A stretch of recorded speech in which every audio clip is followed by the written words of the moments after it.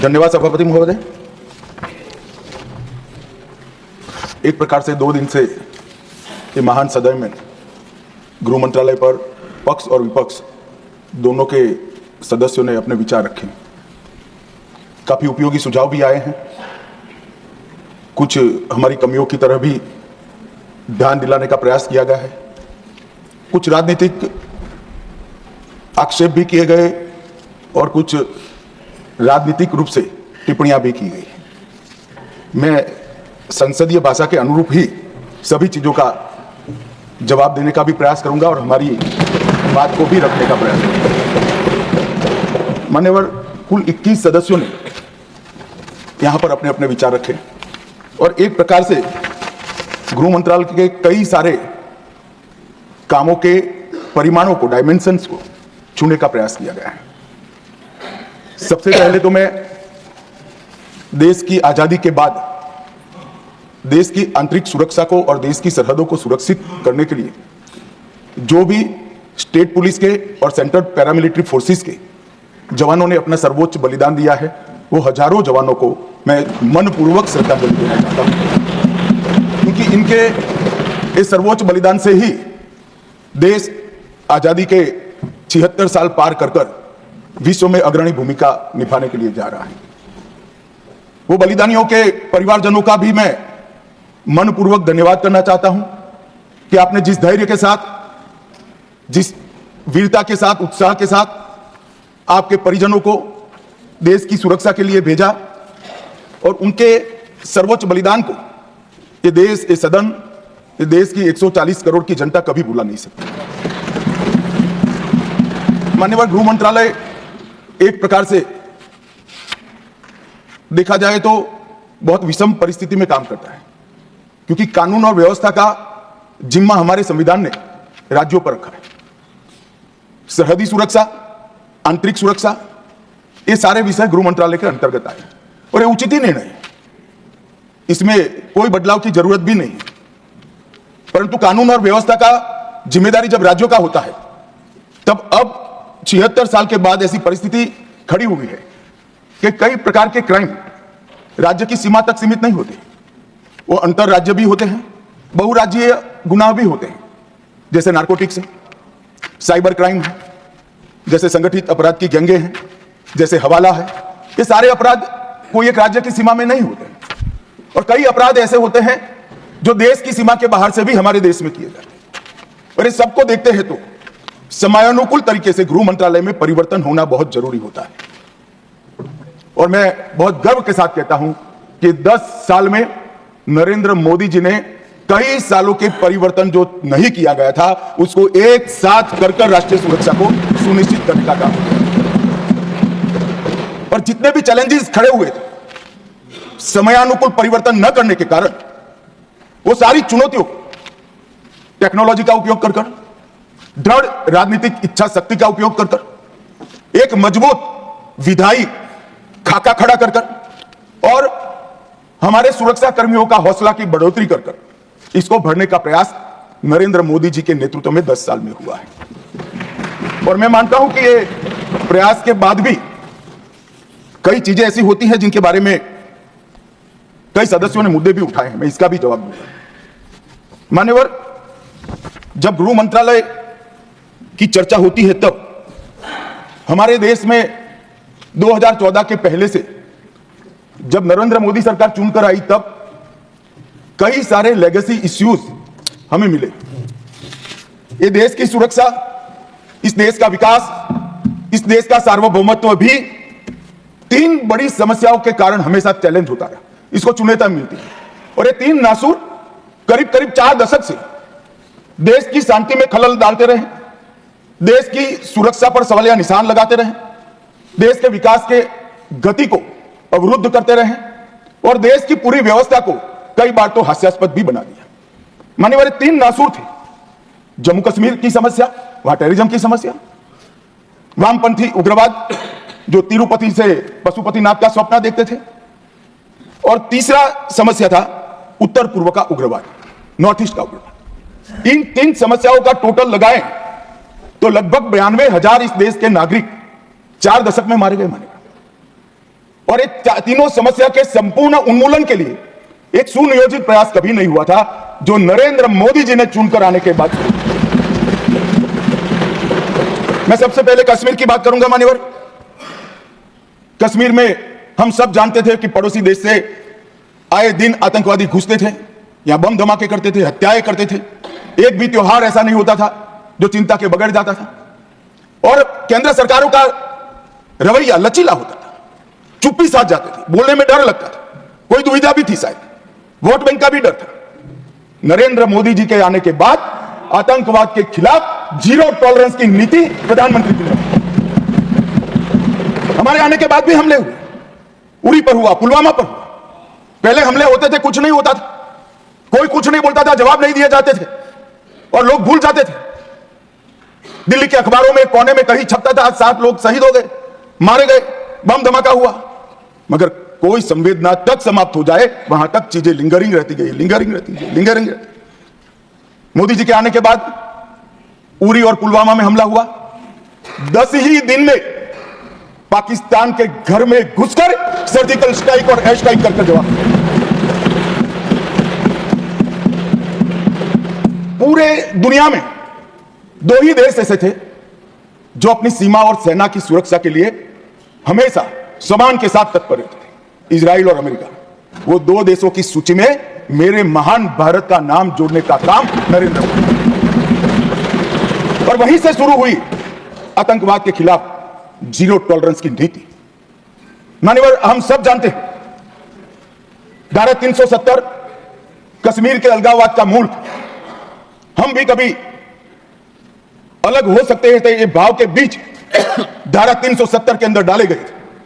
मगर हमारे संविधान निर्माताओं का भी मैं बहुत मनपूर्वक धन्यवाद करना चाहता हूं, बड़े दूरदर्शी थे। उन्होंने इसको टेम्पररी बनाया था और धारा 370 को हटाने का बीज भी धारा 370 में ही डाल दिया गया।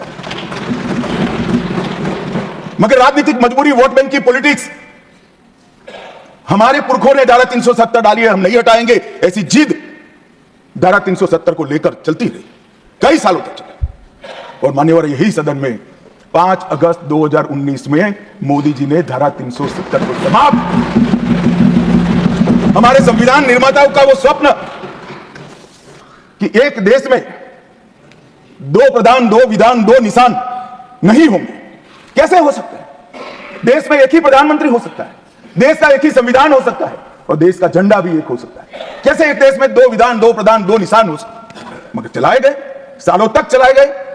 और 5 और 6 अगस्त 2019 को इस देश में एक विधान, एक प्रधान और एक निशान का नया दौर। और वहीं से शुरू हुआ कश्मीर को हमेशा के लिए भारत के साथ एक रूप करने की प्रक्रिया। सबसे पहले डोगरी, हिंदी और उर्दू को राज्य की भाषा का स्टेटस दिया गया। मान्यवर, भ्रष्टाचार रोकने के लिए कोई एंटी करप्शन ब्यूरो की वहां रचना ही नहीं थी, क्योंकि रोकना ही नहीं चाहते थे। इतने सालों के बाद एंटी करप्शन ब्यूरो वहां बना।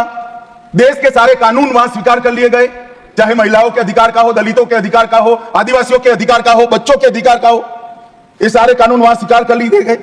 पठानकोट से एक नाका परमिट रखी गई थी भाव खड़ा करने के लिए कि देश के हिस्से में आप नहीं जा रहे हो। पठानकोट की नाका परमिट को नरेंद्र मोदी जी ने समाप्त कर दिया और नया दौर शुरू हुआ, लोकतंत्र का, खुशहाली का, विकास का। आज ये कहते हैं क्या परिवर्तन आया? मैं ध्यान से सुन रहा था, धैर्य न रहे ऐसे उकसाते थे, मगर मैं जवाब जरूर दूंगा।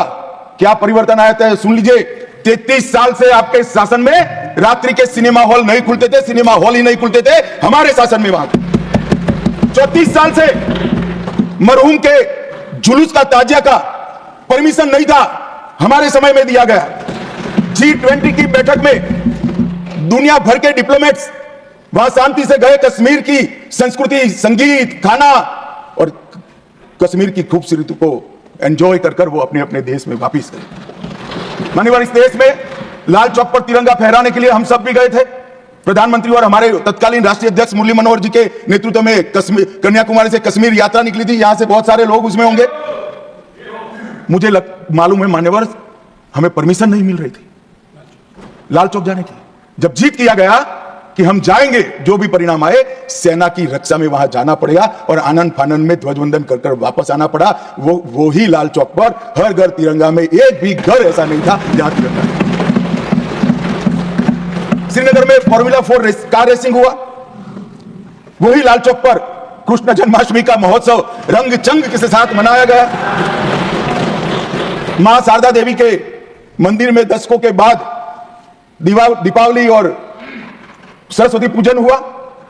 खीर भवानी का ज्येष्ठ अष्टमी का महोत्सव 22 साल के बाद मनाया गया। और मान्यवर सिर्फ 370 हटने से क्या होगा ये पूछते थे, इसके पीछे हमने कई सारे ऐसे कदम उठाए जिससे आतंकवादियों के साथ भारतीय बच्चों की जुड़ने की संख्या करीब करीब शून्य हो गई है। पूरे देश ने देखा होगा 10 साल पहले आतंकवादियों का महिमा मंडन होता था, बड़े बड़े जनाजे के जुलूस निकलते थे। आतंकवादी तो आज भी मारे जाते हैं, हमारे समय में ज्यादा मारे गए, एक का भी जुलूस नहीं निकला, जहां मरते हैं वहीं दफना दिया। कोई आतंकवादी बन जाता था, उनके परिवारजन बड़े शौक से सरकारी नौकरी करते थे, तंत्र चलाते थे। हमने ढेर सारे आतंकवादियों के रिश्तेदारों को रूथलेसली सरकारी नौकरी से निकालने का काम किया और एक कठोर संदेश। बार काउंसिल में उनके समर्थक बैठे थे, केस नहीं कर सकते थे, हड़तालें हो जाती थी। जो समर्थक बैठे थे वो सभी या तो दिल्ली की जेल में है या श्रीनगर की जेल में है। मान्यवर, आतंकवाद और आतंकवादी दोनों के समर्थकों सरकारी रोजगार, पासपोर्ट देने में और गवर्नमेंट कॉन्ट्रैक्ट के लिए हमने बिल्कुल बैन कर दिया, हिम्मत के साथ किया और आज लोग नहीं जुड़ रहे। और इसका परिणाम क्या हुआ मान्यवर? ये कहते हैं क्या हुआ 370 से, मैं आज हिसाब देने आया हूं क्या हुआ 370 हटाने के बाद। 6 साल हो गए मान्यवर। 2004 और 14 दोनों के बीच में जो कुल घटनाएं थी टेररिज्म की 7200 से 17 से घटकर 2242 तक, मैं 10 साल की कहता हूं, अंतिम 6 साल की नहीं कह रहा। मृत्यु टोटल जो था उसमें लगभग कुल मृत्यु में 70% की कमी आई। नागरिकों की मृत्यु में 81% और सिक्योरिटी फोर्सेस की मृत्यु में 50% की कमी आई है। मान्यवर, ये बताता है कि आतंकवाद कम हुआ है। 2010 से 14 में हर साल एवरेज ऑर्गेनाइज्ड स्टोन पेल्टिंग, पथराव 2654 के एवरेज से हुए, 24 में एक भी करने की किसी की हिम्मत नहीं। ऑर्गेनाइज्ड हड़ताल 132 हुई, आज किसी की हिम्मत नहीं है, एक भी हड़ताल नहीं होती। स्टोन पेल्टिंग में नागरिकों की मृत्यु 112 और जख्मी 6000 हुए थे। अब स्टोन पेल्टिंग ही नहीं है तो मृत्यु या जख्मी होने का सवाल ही नहीं। मान्यवर, और इन कांग्रेस के शासन से किसी एक साल को पीक कर सबसे कम आंकड़े और भारतीय जनता पार्टी के शासन के एक साल में पीक कर सबसे कम आंकड़े इकट्ठा करते हैं तो 2004 का साल कांग्रेस के लिए सबसे अच्छा माना जाएगा, क्योंकि 2004 में अटल जी की सरकार गई है। कुल घटनाएं उसमें 1517 हुई थी। ध्यान से सभी सदस्य सुने, ऐसा मेरा विनंती। 2004 में कुल घटनाएं 1587 हुई थी, 24 में कुल घटनाएं सिर्फ 85 हुई। नागरिकों की मृत्यु 2004 में 733 हुई थी, 2024 में सिर्फ 26 हुई। सिक्योरिटी फोर्सेस का मृत्यु 331 हुआ था और 2024 में 31 हुआ है। मान्यवर, ये परिवर्तन आया है। और कश्मीर के विकास के लिए भी जब शांति होती है, सुरक्षा होती है, लोकतंत्र बहाल होता है तो विकास अपने आप होता है। मगर कई सालों से कश्मीर की तिजोरी खाली थी। नरेंद्र मोदी जी ने 2015 में 80,000 करोड़ की 63 परियोजनाओं को जम्मू कश्मीर लद्दाख के लिए अप्रूव किया। और मान्यवर, मैं बताने आया हूं, मेरे खर्च का हिसाब कुछ लोग पूछ रहे थे। अरे भाई, थोड़ा कम हुआ होगा, हमने तो रखने का हिम्मत तो किया। आपके समय में तो खर्च का प्रोविजन भी नहीं कर सकते क्योंकि ऐसी स्थिति ही नहीं। मगर ऐसा नहीं है, खर्च नहीं हुआ है। 80,000 करोड़ में से 51,000 करोड़ का खर्च मान्यवर समाप्त हो चुका है और 63 में से 53 परियोजनाएं पूरी तरह से क्रियान्वित हुई। 19 से 24 में 40,000 सरकारी नौकरियां दी, 1,51,000 ओबीसी बच्चों को विश्वकर्मा योजना से स्वरोजगार दिया, 5184 यूथ क्लब स्किलिंग का काम कर रहे हैं। 18,000 युवाओं को खुद की टैक्सियां देने का काम हुआ। 15,000 महिलाओं को, युवा महिलाओं को तेजस्विनी के तहत 10 लाख तक का सहायता दिया और कई सारे रोजगार के सृजन हुए। मान्यवर, एकदम आकर्षक उद्योग नीति लाकर आज कई सालों के बाद कश्मीर में इन्वेस्टमेंट का माहौल खड़ा हुआ है। 12,000 करोड़ का इन्वेस्टमेंट जमीन पर उतरा है, 12,000 करोड़ का इन्वेस्टमेंट जमीन पर उतरा है और 1,10,000 करोड़ के एमओयू अभी क्रियान्वयन है। पूरे 70 साल में मान्यवर 14,000 करोड़ का इन्वेस्टमेंट आया था। ये 10 साल में 12,000 करोड़ के इन्वेस्टमेंट का उत्पादन शुरू हो चुका है। पर्यटन फिर से शुरू हो गया, परवान भी चढ़ा। 2023 में 2 करोड़ 11 लाख पर्यटक, आजादी के बाद सबसे ज्यादा पर्यटक मेरे जम्मू कश्मीर में। पर्यटन के क्षेत्र में 250 करोड़ का निजी निवेश हुआ है। डल झील पर वितस्ता महोत्सव मनाया गया, डल झील में क्रूज बोट का शुभारंभ किया गया और यहां पर लोकतंत्र की दुहाई देते हैं। उनके शासन में मान्यवर पूरे कश्मीर में लोकतंत्र के नाम पर 90 विधायक और 6 सांसद हुआ करते थे। इतने बड़े कश्मीर में जनप्रतिनिधि, 90 विधायक और 6 सांसद। अब 34,262 जनप्रतिनिधि चुने हुए कश्मीर में है।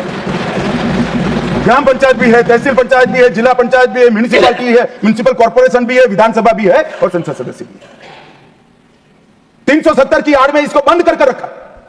चिट्ठियों से जनप्रतिनिधि बनते थे, अब चुनकर आते हैं मान्यवर। और ब्लॉक विकास परिषद के चुनाव में 98.3% मतदान हुआ।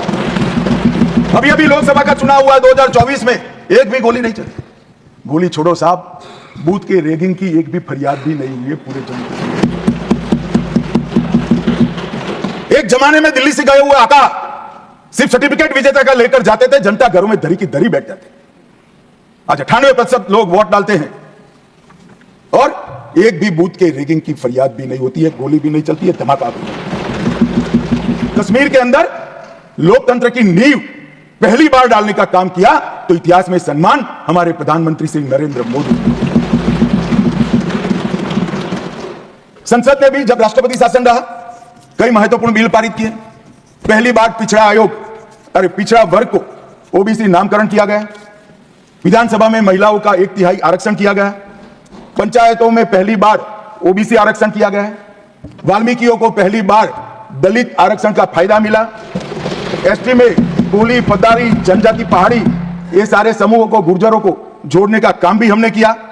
गुर्जर बकरवाल भाइयों के लिए 10% अलग आरक्षण दिया और कश्मीरी पंडितों के विस्थापित को भी 2 सीट का रिजर्वेशन देने का काम ये भारतीय जनता पार्टी की सरकार है। मान्यवर, विकास आज जम्मू विजयपुरम में 1600 करोड़ का एम्स है। अवंतीपुरा में 1828 करोड़ से बन रहा है। आईआईटी जम्मू में, आईआईएम जम्मू में, नीप श्रीनगर में है। मेडिकल कॉलेज पहले 4 थे, अब 15 है। नर्सिंग कॉलेज 15 और बनी है।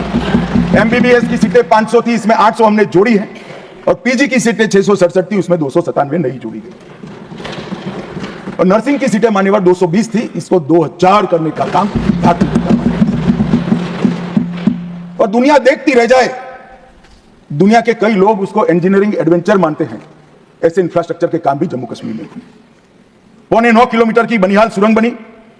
विश्व का सबसे बड़ा रेल ब्रिज चिनाब नदी पर जम्मू कश्मीर में बना। रेल नेटवर्क को उधमपुर, श्रीनगर, बारामुल्ला रेल लिंक से घाटी तक पहुंचाया गया। जोजुला सुरंग, जैडमोर सुरंग और मजबूती से हमारे इंफ्रास्ट्रक्चर को मजबूत करेगी। भारतीय सेना की रसद को भी क्षतिपूर्ति करेगी। जम्मू के लिए सेमी रिंग रोड बनाया। अखनूर पुंछ सड़क निर्माणाधीन है और 11,000 सर्किट किलोमीटर की नई एचटी लाइनें डालने का काम भी मान्यवर जम्मू हिसाब मांगते हैं। क्या हुआ 370 साहब? हिसाब तो इनको दिया जाता है, नजारा तो उनको दिखाया जा सकता है जिनकी नजरें साबुत हो। जो काला चश्मा पहनकर आंखें मूंद कर बैठते हैं, उसको विकास नहीं दिखा सकते। किसी सदस्य ने ठीक ही कहा था, पैदल यात्रा निकाली, कश्मीर तक गए, अपने कार्यकर्ताओं के साथ बर्फ की होली भी खेले और कहे कि मुझे दूर से आतंकवादी दिखाई पड़ा था। अरे भाई, नजर में ही आतंकवादी है तो आपको सपने में भी आएगा और कश्मीर में भी। हम तो दिखाई देते ही सीधा दो आंखों के बीच में गोली मारते हैं मान्यवर। तो हमारी सरकार ना आतंकवाद को सह सकती है ना आतंकवादियों को सह सकती है। कोई जगह नहीं है देश में अब देश के नागरिकों के साथ खून की होली खेलने वाले। मान्यवर, दूसरी समस्या थी वामपंथी उग्रवाद। वामपंथी उग्रवाद अभी अभी किसी ने भाषण किया कि राजनीतिक समस्या है। अब मुझे तो इस सोच पर ही दया आती है। विकास की दृष्टि से पिछड़े हुए कई जिले हैं, कई तहसीलें हैं, सबको मालूम है लंबे कालखंड के बाद हम आजाद हुए। कोई भी सरकार हो, भले कांग्रेस की ही थी, मगर कोई 5-25 साल में सब जगह विकास नहीं पहुंचा। हम पहुंचा रहे हैं सब जगह, मगर छूट गया होगा। तो इसका मतलब ये नहीं कि हम देश की व्यवस्था को ही न माने, संविधान को ही न माने और सरकार लाचार बनकर देखती रहे। हजारों लोग बलि चढ़ते। हिम्मत देखे साहब, पशुपतिनाथ से तिरुपति तक का लाल कॉरिडोर, 12 राज्य, कई जिले, कई तहसीलें, कई थाने कब्जे कर दिए, पूरी व्यवस्था समाप्त कर, पैरेलल करेंसी चलाई, पैरेलल स्टैंप पेपर चलाई, सरकारें बनाई, कोई बोलने वाला नहीं। मैं सबसे पहले एक बात इस सदन में जिम्मेदारी के साथ बताना चाहता हूं, 21 मार्च 2026 को इस देश से नक्सलवाद समाप्त।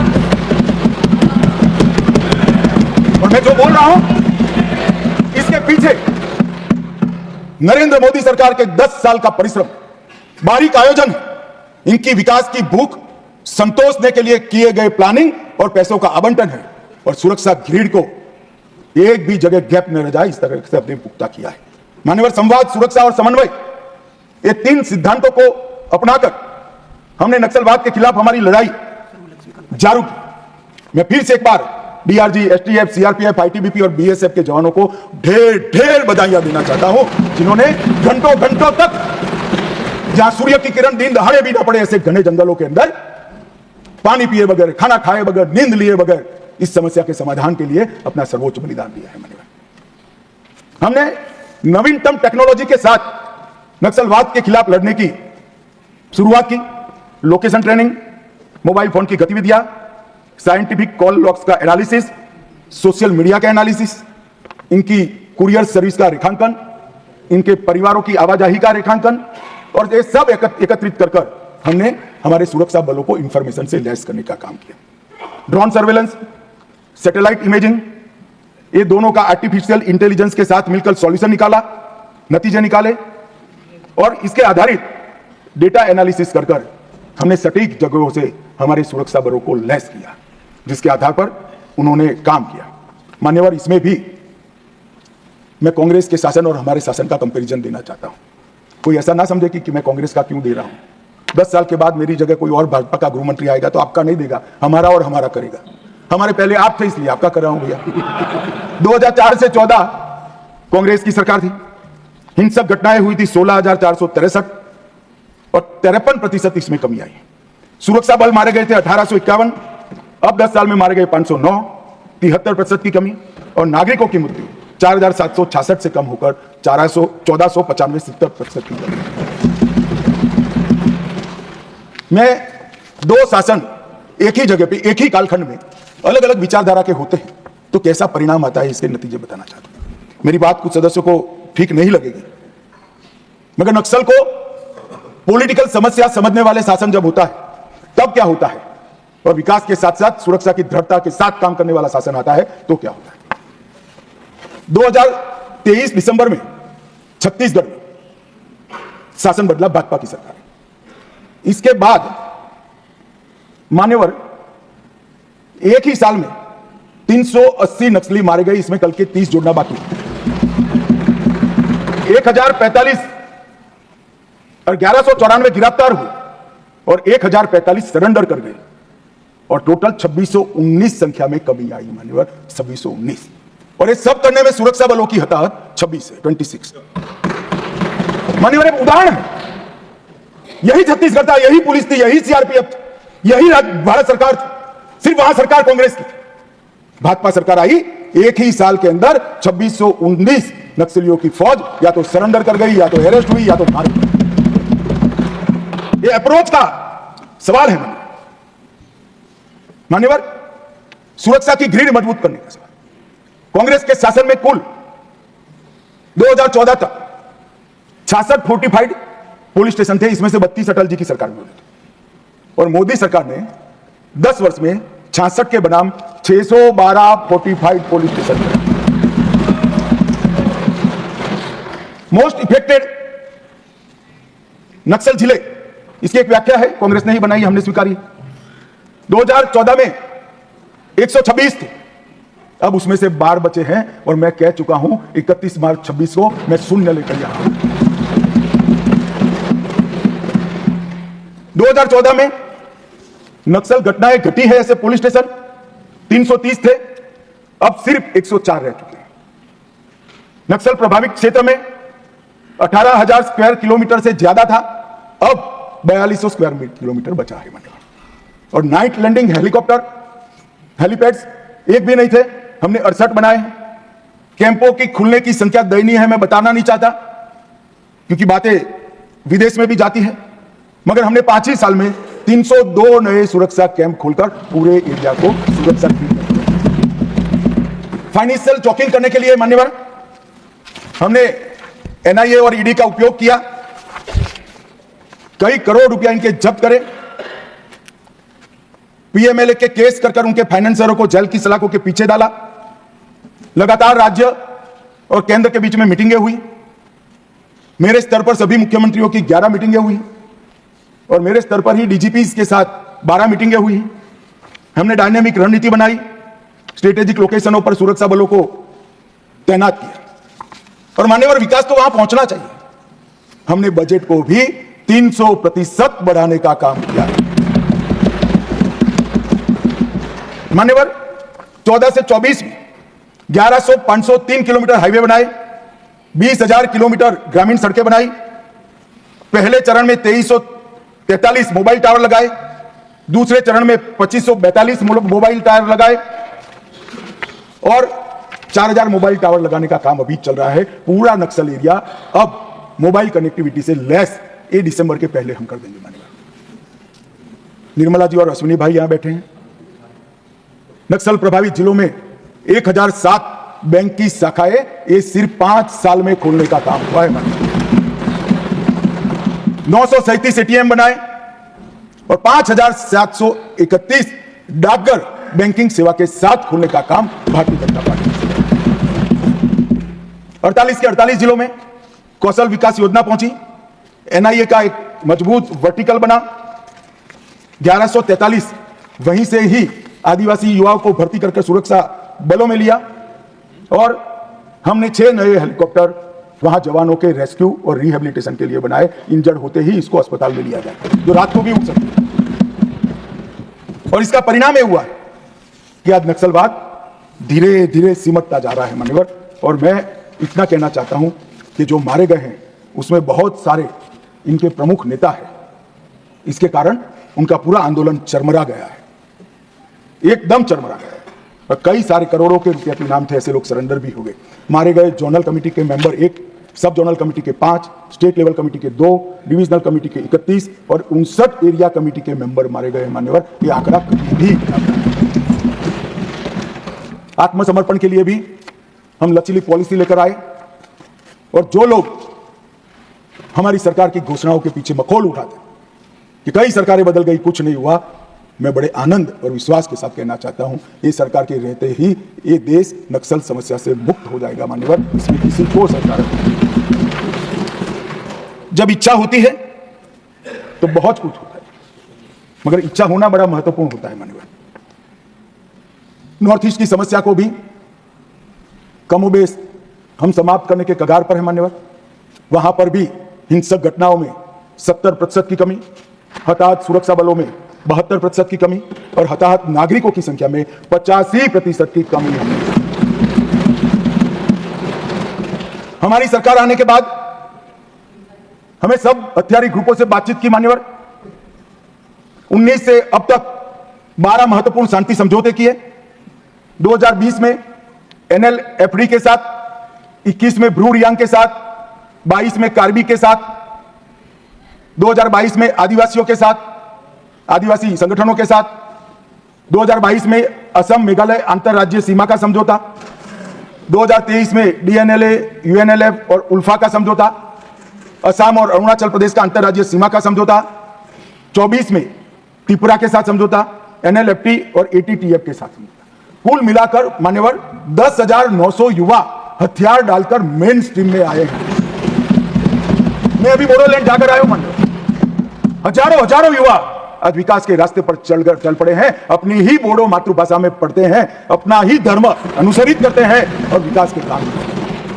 ये बोडोलैंड का समझौता जब हुआ तब सब मजाक उड़ाते कि समझौते धरे के धरे रह जाएंगे। आज मैं कार्यक्रम देखकर आया हूं, मोदी जी गए, 5 लाख बोडो युवा, वृद्ध, अबला, नागरिक सब। मैं कुछ दिन पहले ही बोडोलैंड जाकर आया हूं मान्यवर, परिस्थिति बदल गई है। आसाम के अंदर 5 लाख करोड़ का इन्वेस्टमेंट का MOU होता है। एक आसाम के अंदर इंडस्ट्री एक जमाने में स्वप्न माना जाता था, आज वहां पर शांति है मान्यवर। अब सपा की परिधि को भी 70% तक हमने कम कर दिया है। और मान्यवर ब्रू पुनर्वास समझौता जो है, मैं सदन का ध्यान जरूर देना चाहता हूं, क्योंकि अपने ही देश में मिजोरम से भागकर त्रिपुरा में बिल्कुल दयनीय जीवन जीने वाले अपने ही आदिवासी भाई थे। एक घर में, एक झोंपड़ी में, घर तो क्या होता है, एक झोंपड़ी में 18 लोगों का परिवार रहता था मान्यवर, और राहत के नाम पर यहां से पर व्यक्ति 2 किलो चावल देता था। हमने सबके सब 37,000 ब्रू रियांग परिवारों को 150 यार्ड का घर दिया, एक सामुदायिक भवन दिया, स्कूल दी, हेल्थ केयर का एक पास में ही दवाखाना दिया, और सभी घरों से 2 युवाओं को स्किलिंग कर आज उनको स्वरोजगार की दिशा में आगे बढ़ा रहे हैं। मैं 8 महीने पहले वही क्षेत्र को देखकर आया हूं जो मैंने 5 साल पहले देखा था। आसमान जमीन का फर्क पड़ा है। और सारे ब्रू रियांग भाई दोनों हाथ जोड़ जोड़कर अपने ईश्वर से नरेंद्र मोदी को दुआ देते थे, मांगते थे कि भगवान भला करे। 6,935 परिवार, 37,584 लोग, उनको नर्क के जीवन से बाहर निकालने का काम नरेंद्र मोदी सरकार ने किया। ये जो कहते हैं ना संवेदनशीलता चाहिए, संवेदनशीलता क्या होती है, थोड़ा समय निकालकर ये ब्रू भाई के घर पर जाकर एक चाय पीकर आइए तो मालूम पड़ेगा संवेदनशीलता क्या होती है। मान्यवर, हमने विकास के बजट में भी 153% की वृद्धि की। तेल मिशन, बांस मिशन, जैविक खेती और अंडा, मच्छी और दूध में नॉर्थ ईस्ट का इंडिविजुअल 8 राज्य आत्मनिर्भर हो, ऐसी कार्य योजना बनाकर हमने समृद्धि के रास्ते खोले। मान्यवर, 17 विद्युत परियोजनाएं, 40 जल आपूर्ति, 44 शिक्षा की, 43 स्वास्थ्य की, 7 खेल की और 4 पर्यटन की नई परियोजनाएं 70% भारत सरकार के बजट से गई। रेलवे में 81,900 करोड़ का इन्वेस्टमेंट, सड़क में, हाईवे में 41,500, ग्रामीण सड़क में 47,000 और 64 नए एयर रूट और हेलीकॉप्टर रूट को शुरू कर एयर कनेक्टिविटी को भी हमने पुख्ता किया।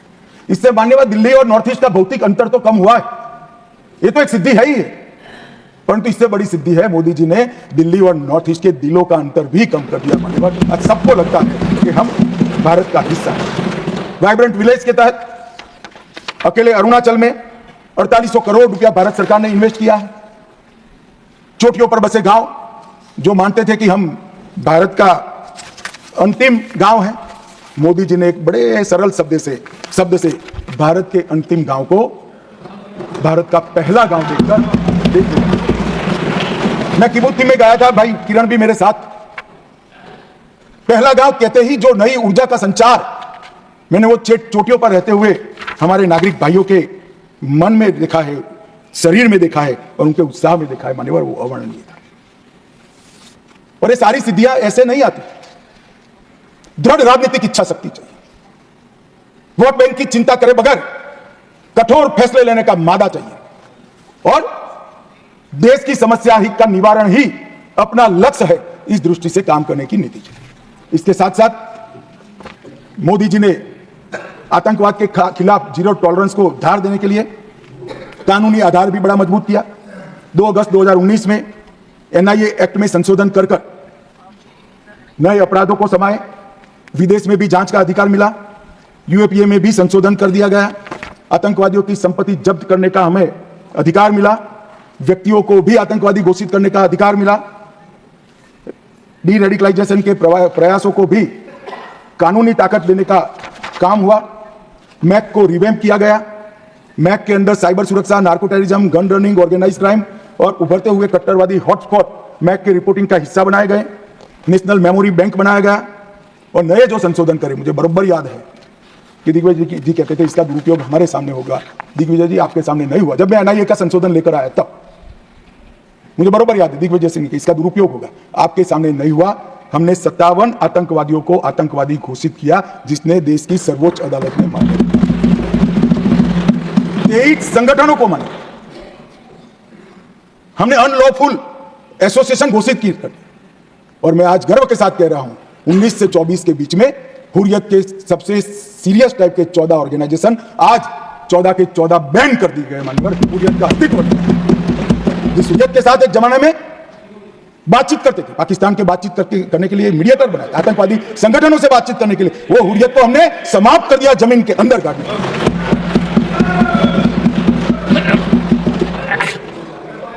मान्यवर पीएफआई पूरा सदन जानता है, यहां बैठे या वहां बैठे, सब मानते कि पीएफआई आने वाले दिनों में देश के लिए बड़ा खतरा है।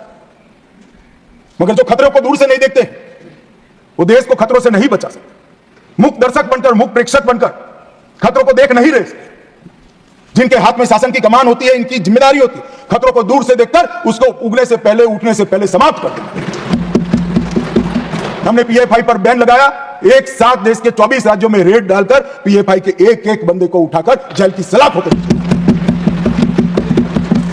संपूर्ण गतिविधि समाप्त हो गई। कुछ लोग पंजाब में भी बिंडरान वाले बनने का प्रयास भी किया, आगे भी बढ़े। सरकार हमारी नहीं थी, फिर भी यही गृह मंत्रालय ने दृढ़ निश्चय कर आज वो असम की जेल में आराम से गुरु ग्रंथ साहिब का पाठ। ये नरेंद्र मोदी सरकार, इस सरकार के रहते देश पर खतरे राजनीतिक आइडियोलॉजी के कारण पनपने हम नहीं देंगे। उनको खड़ा होने से पहले ही समाप्त कर दिया था। मान्यवर, एक जमाने में आतंकवादियों का लिस्टिंग से उनका मृत्यु या अरेस्ट तक का आयुष्य 2 साल और 3 महीना था, आज कुछ दिनों का बच गया है, कुछ दिनों का। हमने 15 सूत्रीय इंटीग्रेटेड योजना बनाई, जिसमें जिहादी आतंकवाद के लिए नॉन प्रॉफिट ऑर्गेनाइजेशन और हवाला, इस पर दवाई की। वामपंथी उग्रवाद, कश्मीरी उग्रवाद, कश्मीर के अंदर उग्रवाद, fake Indian currency note, narcotics, narco terror का लिंक, खालिस्तान समर्थक उग्रवाद, रेडिकलाइजेशन के प्रयास, फाइनेंसिंग और अवैध हथियारों की तस्करी। ये 25 के 25 आयामों को हमने एनआईए के अंदर जकड़कर कानूनी आधार देकर इन पर कानून का शिकंजा कसने का काम किया। ह्यूमन ट्रैफिकिंग का देश की सुरक्षा के विरुद्ध उपयोग, साइबर आतंकवाद, विस्फोटक पदार्थ अधिनियम का उपयोग, आर्म्स एक्ट में अमेंडमेंट, और ये सभी को एनआईए के दायरे में लाने का काम। एक संपूर्ण सर्कल हमने पूरा किया है, जहां से भी देश की सुरक्षा को खतरा हो सकता था, वो 25 की 25 चीजों को एक सर्कल मिलाकर एनआईए के अधीन किया है। और मान्यवर, एनआईए में 1244 पद हमने सृजित किए, 16 नए ब्रांच खोले, 2 नए जोनल कार्यालय खोला गया। इसके साथ साथ एनआईए के परफॉर्मेंस पर कुछ लोग बोल रहे थे, आज बैठे नहीं है, वॉकआउट कर गए। 652 मामले, जब यूएपीए लगता है तक एक ट्रिब्यूनल भी होती है और सुप्रीम कोर्ट तक केस जाता है कि यूएपीए लगाया वो ठीक है या नहीं है। मैं मेरी सरकार का रिकॉर्ड कहने आया हूं साहब, 652 मामले में से एक भी मामले में सुप्रीम कोर्ट तक एक भी केस को अनुचित घोषित नहीं किया गया। ये 652 मामलों में से 516 में चार्जशीट दायर करे गए, 157 मामलों में जजमेंट्स आ गया है और 150 मामलों में सजा दी गई है। मान्यवर, 95% दोष सिद्धिका दर। दुनिया भर की टेरर एजेंसी के बीच में एनआईए का दोष सिद्धि का दर, मैं गर्व से इस सदन को कहना चाहता हूं, सबसे ऊंचा है, सबसे हाई है। हमने एनआईए को अब डीआरडीओ के साथ समझौता कराकर केमिकल, न्यूक्लियर, बायोलॉजिकल, टेररिज्म के मामले के लिए भी तैयारी शुरू की है। एनआईए के अधिकारों को अंतर्राष्ट्रीय एक्सपोजर देने के लिए एग्रीमेंट भी किए हैं और एनआईए और सेंट्रल फोरेंसिक साइंस लेबोरेटरी के साथ एक अनुबंध खोलकर सीएसएफएल में टेररिज्म के खिलाफ भी एक नया वर्टिकल हमने शुरू करने का काम किया है। मान्यवर, हमने इसके साथ साथ मैक को भी सुदृढ़ किया है। मैक में मोदी जी की सरकार आने के बाद काउंटर टेररिज्म की एक अलग व्यवस्था की गई, 72,000 रिपोर्ट उसमें जनरेट हुए हैं और मैंने भी समीक्षा की है मान्यवर। और ये जानकारी को गोपनीय रखने के लिए इसको एक बहुत अच्छे कम्युनिकेशन चैनल से जिले तक, पुलिस स्टेशन तक पहुंचाने की सुरक्षा भी, व्यवस्था भी इस 10 साल के अंदर ही मान्यवर खड़ी हुई। और नेट ग्रिड के माध्यम से कई सारे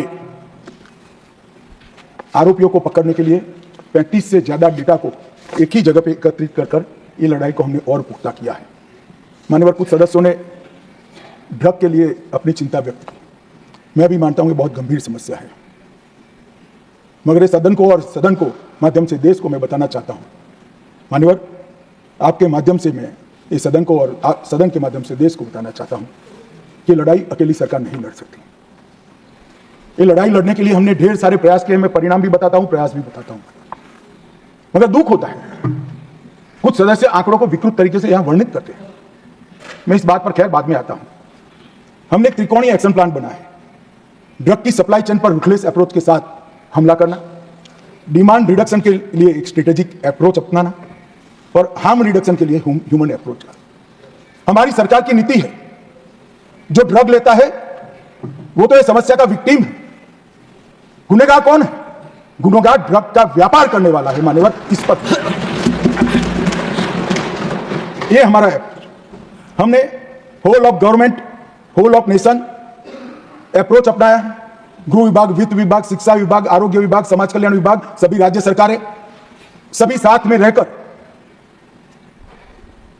इस समस्या के खिलाफ लड़ रहे हैं। हमने टॉप टू बॉटम और बॉटम टू टॉप इन्वेस्टिगेशन का एक नया प्रयोग शुरू किया। एक ड्रग की पुड़िया मिलती है तो ड्रग देश में कहां से आई वहां तक का इन्वेस्टिगेशन होता है, वो इंडिविजुअल केस नहीं माना जाता है। और अंतरराष्ट्रीय सीमा में अगर ड्रग पकड़ा जाता है, पोर्ट पर भी पकड़ा जाता है, एयरपोर्ट पर भी पकड़ा जाता है, तो वो पुड़िया बनकर कहां जाने वाला था वहां तक का इन्वेस्टिगेशन होता है। और इसके बहुत अच्छे नतीजे भी हमने लिए। मगर ये चुनौती का प्रभाव पर्सनल लेवल पर, नेशनल लेवल पर देश का आर्थिक नुकसान और देश की सुरक्षा का नुकसान, चतुष्कोणीय दुष्प्रभाव है। और ड्रग मनी का उपयोग नक्सलवाद, आतंकवाद, अलगाववाद, क्रिप्टो करेंसी के चलन में वृद्धि, क्रिप्टो करेंसी का भी ड्रग के चलन में उपयोग, इसके बहुकोणीय हमले को देखकर हमने भी इसी तरह की नीति अपनाई। 2019 में गृह मंत्रालय ने 4 स्तरीय एनकोड मैकेनिज्म का गठन किया। जो एक शीर्ष स्तरीय एनकोड है वो यहां भारत सरकार में स्थित, फिर कार्यपालक स्तरीय पर जहां सचिव और राज्य के मुख्य सचिव और डीजीपी हैं, फिर राज्य स्तरीय है जो मुख्यमंत्री की अध्यक्षता में होता है, और फिर जिला स्तरीय है जो डीएम की अध्यक्षता में होता है। और अब तक 5 साल में 7 शीर्ष स्तरीय बैठक हुई, 5 कार्यकारी स्तर की, 191 राज्य स्तर की और 6750 जिला स्तर की बैठकें हो चुकी हैं। इसको मिनिटाइज करते हैं। एक सुरक्षित चैनल के माध्यम से एक दूसरे के साथ इंफॉर्मेशन का शेयरिंग होता है। और जहां राज्यस्तर गुना है वहां जेसीसी का भी गठन हमने किया गया है। एनसीबी की कैडर को भी हमने मजबूत किया है। 5 नए जोनल कार्यालय, 4 नए क्षेत्रीय कार्यालय, 12 सब जोनल कार्यालय, और समुद्री मार्ग को भी पूर्णतः सील करने के लिए नौसेना, हमारा तटरक्षक, राज्य की पुलिस और कस्टम सभी एक साथ कंधे से कंधा मिलाकर काम कर रहे हैं। कई प्रकार के संस्थागत रचना भी की गई है। निदान नार्को अपराधियों को एक्सचेंज के लिए एक डेटाबेस बना है, एनकोड पोर्टल बना है, NCB Bhaskaracharya national institute for space application and geo informatics बनाया है, वो अब बाइसेग है, वो इसका काम कर रहा है। ड्रग नेटवर्क चार्ट का मैपिंग भी किया गया है। और हमने कई सारे नए इनिशिएटिव लेकर कॉलेज तक जागरूकी को पहुंचा है। संपत्ति की जब्तियां और कई प्रकार के कठोर कानूनों से हमने इस पर अटैक किया है और परिणाम आया है मान्यवर, जो आंकड़े मेरे एक साथी ने भी एक अलग दृष्टिकोण से बताया। मगर मैं अप्रोच में बदलाव सरकारें बदलने के साथ कैसे होता है वो बताना चाहता हूं। अंतरराष्ट्रीय स्तर पर हमारे पड़ोस के 2 एरिया गोल्डन ट्रायंगल और गोल्डन क्रेसेंट के नाम से जानते थे। वो गोल्डन ट्रायंगल और गोल्डन क्रेसेंट इसलिए कहे जाते थे कि वहां से ड्रग उत्पन्न होकर पूरी दुनिया में जाती थी, पैसा कमाने का जरिया था। हमने बहुत प्रयास कर पूरी दुनिया ने आज इसको डेथ ट्रायंगल और डेथ क्रेसेंट के नाम से स्वीकारना शुरू किया है।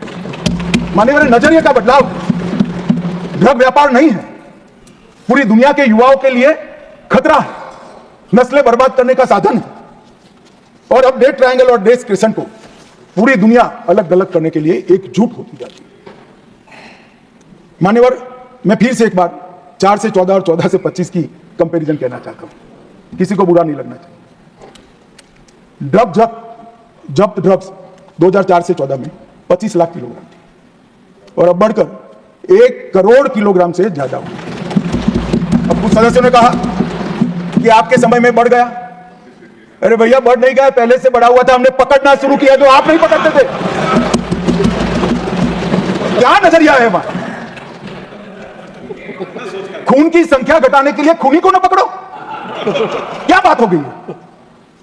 हमने ड्रग ज्यादा पकड़ा तो हमें कहते हैं आपके समय में बढ़ गया। अरे बढ़ नहीं गया है, रोका भी हमने है, समाप्ति हम ही कर देंगे।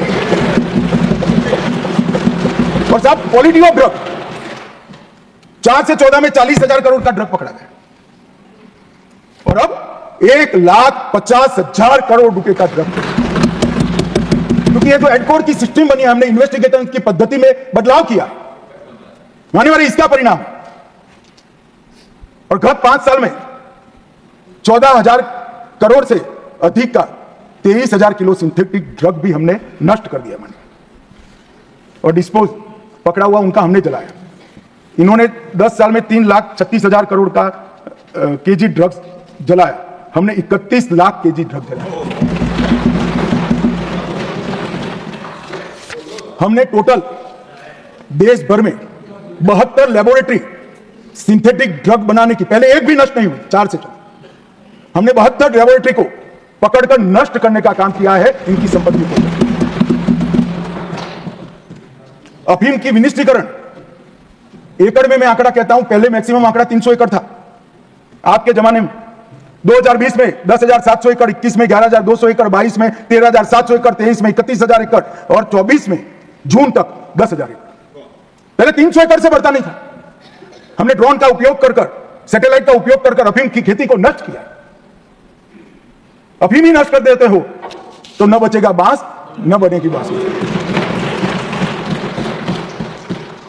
मान्यवर, ड्रोन, सैटेलाइट और आधुनिक तकनीकों का हमने उपयोग भी किया है और कुछ मामले कांग्रेस के समय में 1,73,000 दर्ज हुए थे, हमने 6,56,000 मामले कांग्रेस के समय में पीट एनडीपीएस का उपयोग एक भी बार नहीं किया गया था। हमने 2,453 लोगों को पीट एनडीपीएस के तहत जेल में डाला, जिसमें बेल का प्रावधान नहीं। मान्यवर, अंतरराष्ट्रीय सीमा से ड्रग अफगानिस्तान से लंका की ओर जाता है। ये बार बार आरोप करते हैं कि गुजरात से ड्रग क्यों पकड़ा जाता है, गुजरात से ड्रग क्यों पकड़ा। मैं तो चाहता हूं हर राज्य पकड़े भाई, और अंतरराष्ट्रीय सीमा से पकड़ा जा रहा है क्योंकि हमारी सरकार का नियम है 1 किलो ड्रग भारत में न आने देंगे, ना भारत से कहीं बाहर जाने देंगे। और इसलिए गुजरात और महाराष्ट्र के दरिया किनारों से करोड़ों लाखों करोड़ का ड्रग पकड़ा गया। सागर मंथन 1, सागर मंथन 2, सागर मंथन 3, तीनों एक्सरसाइज में कई किलो ड्रग पकड़ा गया। दिल्ली और गुजरात, दिल्ली और पंजाब, दिल्ली और कर्नाटक, कई राज्यों ने संयुक्त अभियान भी चलाए। मान्यवर, हमने मिशन स्पंदन से ड्रग एडिक्ट्स को आइडेंटिफाई कर उनको नशा मुक्त करने का भी एक बहुत बड़ा अभियान चला है। मगर समाज कल्याण विभाग चलाता है, आरोग्य विभाग चलाता है। मगर मैं जरूर कहना चाहूंगा कि हमने टोल फ्री हेल्पलाइन की भी शुरुआत की है, नशा मुक्त भारत शपथ की भी शुरुआत की है, ऑनलाइन ई प्रतिज्ञा की शुरुआत की है, 3 करोड़ युवाओं ने प्रतिज्ञा ली है ऑनलाइन। मानस पोर्टल को शुरू किया है सहायता, गोपनीयता और विश्वसनीयता के लिए। मानस हेल्पलाइन 1933 भी उपलब्ध है, जिस पर 39,843 नागरिकों ने अपने बच्चों को ड्रग से मुक्त कराने की रिक्वेस्ट की है और 95% लोग रिहेबिलिटेशन का कोर्स पूरा कर चुके हैं। परंतु फिर भी मैं एक बार कहना चाहता हूं मान्यवर कि ये जो समस्या है, ये कोई अकेली केंद्र सरकार, कांग्रेस सरकार का अकेला गृह विभाग, केंद्र सरकार का गृह विभाग, वित्त विभाग, शिक्षा विभाग, समाज कल्याण विभाग मिलकर नहीं कर सकते। इसमें देश के हर एक नागरिक ने योगदान देना चाहिए। कहीं पर भी अगर अपने आसपास में कोई बच्चा ऐसे लक्षण पाए जाते हैं कि वो ड्रग एडिक्ट होने का संभावना है, इनके बिहेवियर में परिवर्तन दिखता है, कहीं पर भी ड्रग बेचने की सूचनाएं मिलती है, तो जरूर हमारे ऑनलाइन पोर्टल पर आप सूचना दीजिए। गोपनीयता भी बनी रहेगी, बच्चे का सामाजिक जीवन भी हम बर्बाद नहीं होने देंगे और इसको ड्रग एडिक्ट से मुक्त कराकर वापिस आपके घर में भेजने की हम व्यवस्था करेंगे। मगर ये सहयोग जब तक नहीं मिलता, सरकार अकेली कुछ नहीं कर सकती। परंतु यह सुनिश्चित है कि ड्रग के कारोबार से पैसा कमाने वाले, ड्रग में कमाए हुए पैसे को आतंकवाद की गतिविधियों में भेजने वाले किसी को बख्शा नहीं जाएगा। और मान्यवर, एक ड्रोन का जिक्र हुआ, मैं ये भी सदन को कहना चाहता हूं, हम बहुत नजदीक एक कंप्लीट ड्रोन रोधी सॉल्यूशन के प्राप्त करने में। हमारे 6 एक्सपेरिमेंट हुए हैं, अब 6 के 6 एक्सपेरिमेंट के प्लस प्लस प्लस को इकट्ठा होकर एक मॉडल बनने जा रहा है मान्यवर, और मुझे आशा है कि 6 माह के अंदर ही एक कंप्लीट सॉल्यूशन ड्रोन रोधी मॉड्यूल का इंडिजीनियस आत्मनिर्भर भारत का प्रतीक जैसा सॉल्यूशन डीआरडीओ और हमारी संस्था लेकर मान्यवर। मैं जब गृह विभाग की बात लेकर आया हूं तब ये भी जरूर कहना चाहता हूं कि कानून और व्यवस्था एक प्रकार से राज्य का इस विषय है, परंतु क्रिमिनल जस्टिस सिस्टम के तीनों कानून ये भारत सरकार ने बनाए और तीनों कानून लगभग 160 साल पुराने थे। सन 57 की क्रांति के बाद अपने शासन को मजबूत करने के लिए बनाए गए कानून। उसमें कहीं नागरिक की चिंता नहीं, नागरिक के शरीर की चिंता नहीं थी, संपत्ति की चिंता नहीं थी, सम्मान की भी चिंता नहीं, सरकार को सुरक्षित रखने की चिंता थी। और दुर्भाग्य देखिए इस देश का कि 75 साल तक अंग्रेजों के बनाए हुए कानून, अंग्रेज की पार्लियामेंट ने बनाए हुए कानून, अंग्रेज सरकार को मजबूत करने के लिए बनाए गए कानून ऐसे ही चलते रहे। हम सब जिम्मेदार हैं। परंतु प्रधानमंत्री जी ने पंच प्रण की घोषणा लाल किले से की, गुलामी के प्रतीकों से मुक्ति का आह्वान किया देश का। और मान्यवर, 1 जुलाई 2024 से 3 नए आपराधिक कानून, भारतीय न्याय संहिता 2023, भारतीय नागरिक सुरक्षा संहिता 2023 और भारतीय साक्ष्य अधिनियम 2023 इस देश की संसद ने पारित किए हुए कानून। और 1 जुलाई से मान्यवर कानून पूरे देश में लागू हो गए। चंडीगढ़ पूर्णतः लागू करने वाला पहला राज्य भी बना है। कई सारे राज्य इसमें आगे बढ़ गए। इसके डिटेल में जाने से पहले मैं कुछ चीजें जरूर बताना चाहूंगा। मैं देश के नागरिकों को आपके माध्यम से आश्वस्त करना चाहता हूं कि 3 साल तक इस कानून 100% हर एक राज्य के हर एक पुलिस स्टेशन में लागू हो जाएंगे, क्योंकि इसमें कुछ टेक्निकल अपग्रेडेशन भी करना है और कुछ चीजों को एडॉप्ट करना है। ये हो जाने के बाद देश के किसी भी पुलिस स्टेशन में रजिस्टर किया हुआ केस सुप्रीम कोर्ट तक 3 साल के अंदर न्याय प्राप्त कर लेगा। ऐसी व्यवस्था हमने इसका, मैं बेरोक टोक कह सकता हूं, विश्वास के साथ कह सकता हूं, 20वीं शताब्दी का ये सबसे बड़ा रिफॉर्म है। और तकनीक की दृष्टि से हमारे कानून विश्व भर में आधुनिक है, विश्व भर में आधुनिक। और मान्यवर, 2 सिद्धि के दर में हम दुनिया के देशों के समकक्ष तो पहुंचेंगे ही, कुछ साल में आगे भी निकल जाएंगे।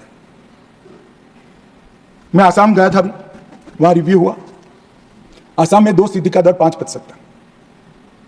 कुछ और भी बदलाव हुए वहां पर, सरकारें भी बदली है, शासन भी बदला है और कानून भी आए। और नए कानून होने के बाद जो एफआईआर रजिस्टर हुए और जो जजमेंट आ गए कम समय के अंदर, इसके अंदर 2 सिद्धि का दर 68% आसाम में है।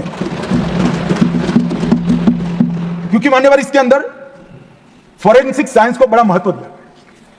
7 साल से ज्यादा सजा वाले हर अपराध में फॉरेंसिक साइंस लेबोरेटरी की विजिट को कंपलसरी कर दिया गया। तो जहां तकनीकी साक्ष्य उपलब्ध होता है, फॉरेंसिक साइंस का साक्ष्य उपलब्ध होता है, और साक्ष्य की जरूरत नहीं है तो 200 साक्ष्य की फौज भी पुलिस नहीं लगाती है। और वो आधार पर ही आपका फिंगरप्रिंट मिल गया, सीन ऑफ क्राइम से मिला, डीएनए मैचिंग हो गया, आपका मोबाइल का टावर वहां लोकेट करता है और कुछ बाकी नहीं बचता है, सजा हो जाती है। और नजर से देखने वाले साक्ष्य की भी जरूरत नहीं है, भाई तेरा लोकेशन वहां है, तेरा डीएनए मैचिंग हो गया और तेरे फिंगरप्रिंट भी मिल गया, बचा क्या। और कई ऐसे दोष सिद्ध हो चुके। पटने में ही एक ट्रिपल मर्डर केस 46 दिन में सॉल्व हो गया और 100 दिन के अंदर उनको आजीवन कैद की सजा भी। इसमें कई जगह पे मान्यवर समय मर्यादा को, पुलिस, प्रोसिक्यूशन और न्यायपालिका तीनों की समय मर्यादा को कानून के प्रोविजन से बांधा गया है। तारीख पे तारीख से अब मुक्ति मिलेगी, 2 से ज्यादा डेट ना बचाव पक्ष को मिलेगा ना प्रोसिक्यूशन को मिलेगा। 35 अलग अलग सेक्शंस में टाइम लिमिट जोड़ी गई। इलेक्ट्रॉनिक माध्यम से आप शिकायत कर सकते हो। पहली सुनवाई के 60 दिन के अंदर आरोप तय करने हैं। घोषित अपराधी की अनुपस्थिति में जो अपराध कर पाकिस्तान में भागकर बैठे उन पर भी अब ट्रायल चल सकेगी। जब यहां वो दोषित सिद्ध होंगे तो उनको वहां रहने में बड़ी तकलीफ आएगी।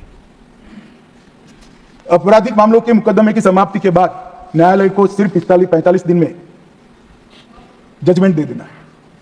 सामुदायिक सजा का भी इसमें प्रावधान किया है छोटे अपराधों के लिए, पहली बार के अपराध के। 5,000 रुपये से कम की चोरी के लिए कम्युनिटी सर्विस का प्रावधान किया गया। भारत के बाहर की संपत्ति भी हम कुर्क कर सकते हैं। हमने कंप्लीट कंप्यूटराइजेशन का ICGS 2 के तहत प्रावधान किया है। मैं आगे बताऊंगा इसका ई रिकॉर्ड, 0 FIR, ई FIR, फॉरेंसिक जांच अनिवार्य, कई सारे प्रोविजन मान्यवर करें। डायरेक्टर ऑफ प्रोसिक्यूशन का अलग, इसको पुलिस से अलग कर दिया गया है। आगे मैंने कहा है ऐसे फॉरेंसिक को बढ़ावा देने का भी हमने काम किया है। मॉब लिंचिंग का नया अपराध भी जोड़ा गया है। संगठित अपराध को पहली बार व्याख्यायित किया गया है। मान्यवर, एक विक्टिम सेंट्रिक कानून भी हमने बनाया है। विक्टिम को इसके अंदर अपनी बात रखने का अधिकार दिया है। इंफॉर्मेशन के अधिकार का उपयोग कर सकते हैं। नुकसान के लिए क्षतिपूर्ति का दावा भी कर सकते हैं। 0 FIR को संस्थागत किया गया है और 90 दिन में जांच की प्रगति की रिपोर्ट भी मांगने का अधिकार हमने विक्टिम को दिया है। पुलिस की जवाबदेही को भी सुनिश्चित किया है।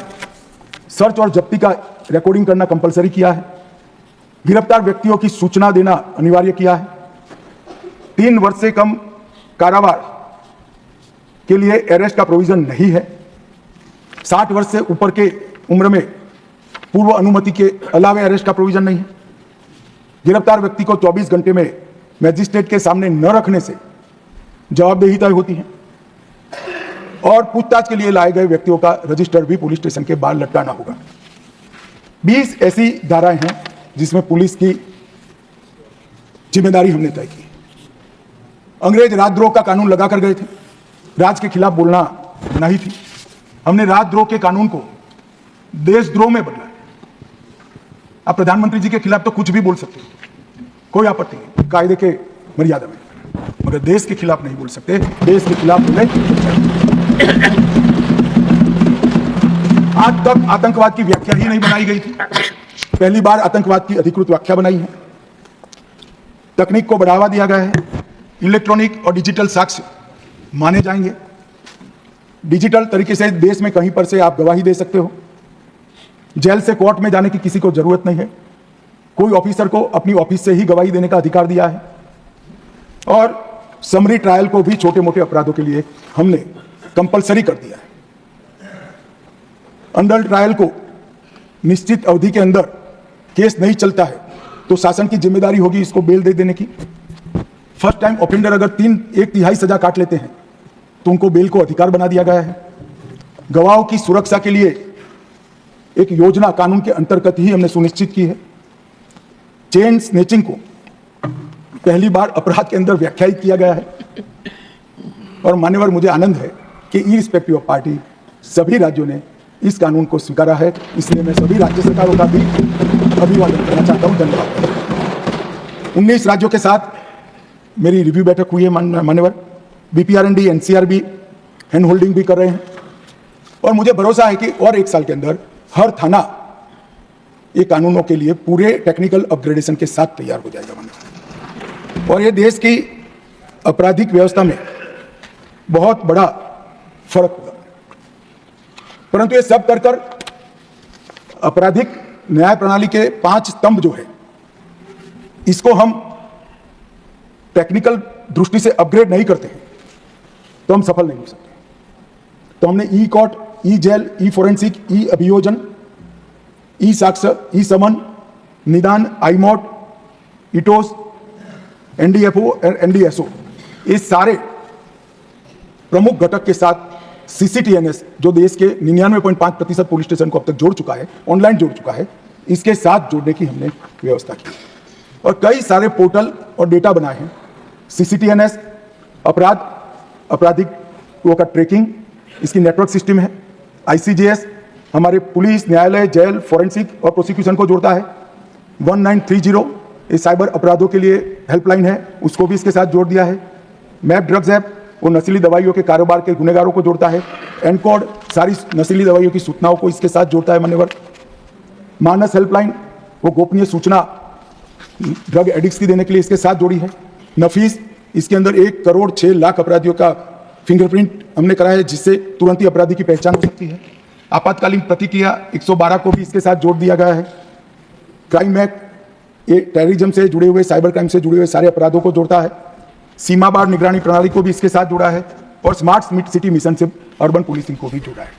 और मान्यवर, आने वाले दिनों में अलग अलग साइलोज में जो डेटा पड़े हैं, ये डेटा को हम एक दूसरे के साथ बात करने वाला सॉफ्टवेयर भी बनाने के लिए हम इनिशिएटिव ले चुके हैं। और मान्यवर, ये सारा साइबर अपराध जो है, इसको रोकने के लिए हमने I4C बनाया है।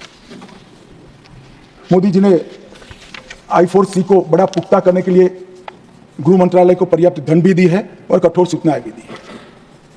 और ये हेल्पलाइन में कोई भी कॉल आने के कुछ सेकंड के बाद ही आपके साथ धोखाधड़ी करने वाला व्यक्ति का बैंक अकाउंट कुछ सेकंड्स में सीज हो जाता है।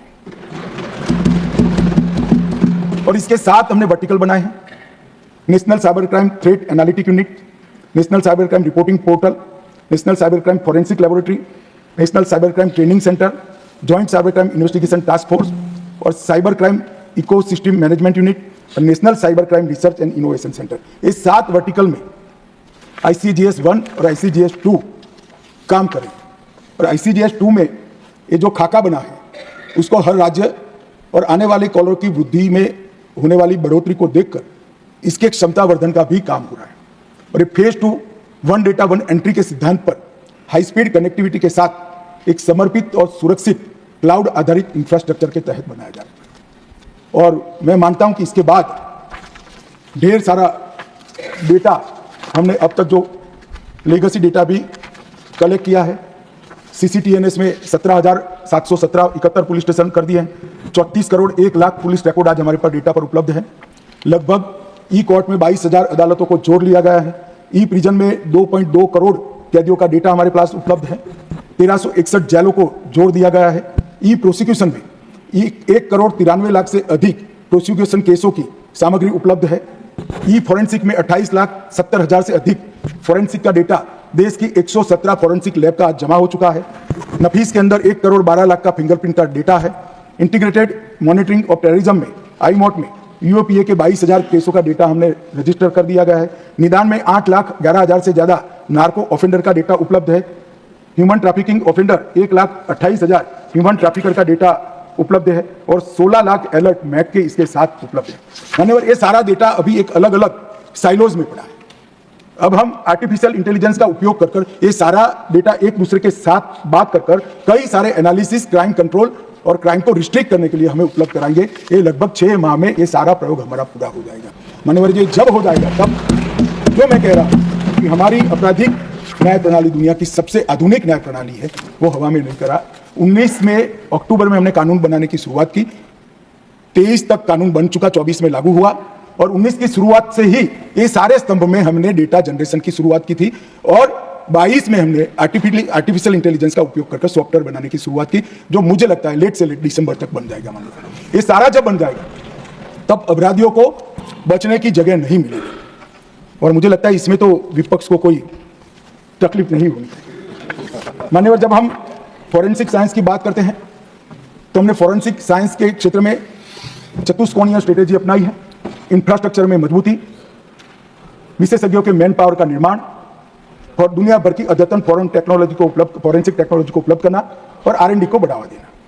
हमने नेशनल फॉरेंसिक साइंस यूनिवर्सिटी की स्थापना की, जो तज्ञ युवाओं की फौज बना रहा है। 72 अलग अलग क्षेत्र में PhD तक के कोर्स बन चुके हैं। लगभग आज 5,137 विद्यार्थी हैं। 2 साल के बाद इसमें 35,000 विद्यार्थी होंगे, क्योंकि 14 राज्यों में फॉरेंसिक साइंस यूनिवर्सिटी कॉलेज खुल जाएगी। और R&D के लिए लगभग 30,000 रिसर्च पब्लिकेशन हम घोषित कर चुके हैं और 100 से ज्यादा रिसर्च प्रोजेक्ट अभी चल रहे हैं। 350 से ज्यादा वर्कशॉप और सेमिनार एक ही साल में हमने यहां पर बना दिए हैं, आयोजित करने का प्लानिंग किया है। और ड्रग परीक्षण के लिए परिचयन नाम का एक स्वदेशी किट भी हमने बनाया है। CFSL को और मजबूत कर रहे हैं। राज्य के FSL को भी हम बहुत मदद कर आगे बढ़ाने का मान्यवर काम कर रहे हैं। और इसके साथ साथ हम निर्भया फंड से DNA विश्लेषण की हर राज्य में एक लेबोरेटरी भी हम खड़ी करेंगे। I4C के अंदर राष्ट्रीय साइबर फोरेंसिक लैब भी एनएफएसयू ही तैयार कर रहा है और नफीस को भी एनएफएसयू काफी पुख्ता करने का काम कर रहा है। फोरेंसिक साइंस का ये जो वर्टिकल खड़ा हुआ है, उस वर्टिकल के माध्यम से हम 2 सिद्धि के प्रमाण को बहुत अच्छे तरीके से सुधारने में कामयाब होंगे, उसका मुझे भरोसा है। मान्यवर, आपदा प्रबंधन भी गृह मंत्रालय के जिम्मे है।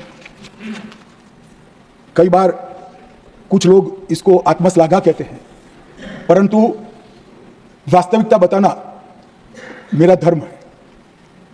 मैं 2014 के बाद का आपदा प्रबंधन और 2014 के पहले के आपदा प्रबंधन को अलग दृष्टि से यहां पर रखना चाहता हूं।